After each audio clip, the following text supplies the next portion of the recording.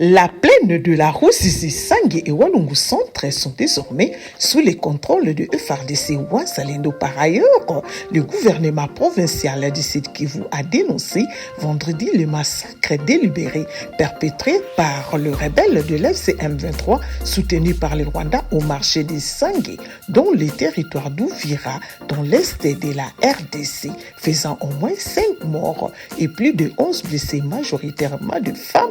Selon un communiqué, l'attaque s'est produite jeudi 29 janvier vers 18h locales, lorsque des engins explosifs ont été lancés au milieu d'une foule de civils.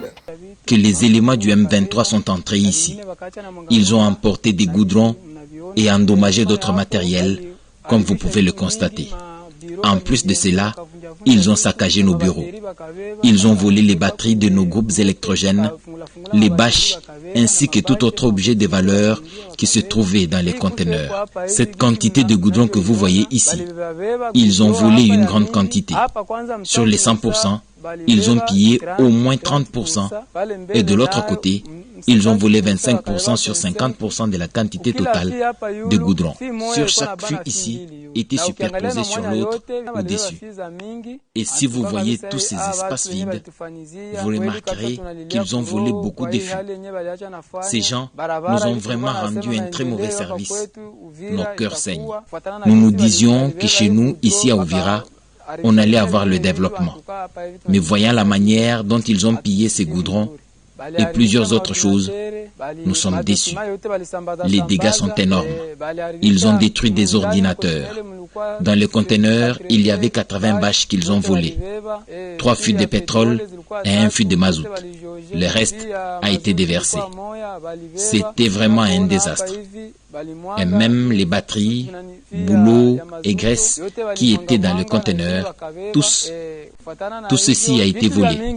Lorsque les M23 pillaient ici, nous avions fui. Nous nous étions repliés aux alentours d'ici. C'est le dimanche que nous avions entendu ces crépitements de balles et des fortes détonations d'armes. Mes amis et moi avons d'abord pensé qu'il s'agissait de Ouazalendo qui retournait vers Uvira. Il s'agissait par contre des éléments M23 qui étaient restés. Alors que nous venions voir pour tenter de sauver les restes, nous avons trouvé qu'il s'agissait des M23 qui par la suite nous ont arraché tous nos téléphones. Les faits se sont déroulés le dimanche matin, aux environs de 7 heures.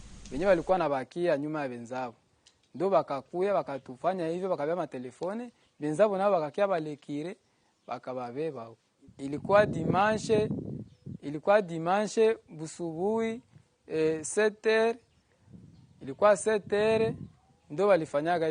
Le Burundi reporte l'ouverture de la frontière Goutumba Kavimvira, estimant que les rebelles du M23 RDF ne se sont pas totalement retirés d'Uvira. Cette décision contredit les assurances du gouverneur du Sud Kivu malgré l'importance économique majeure d'Uvira dans les échanges entre la RDC et le Burundi.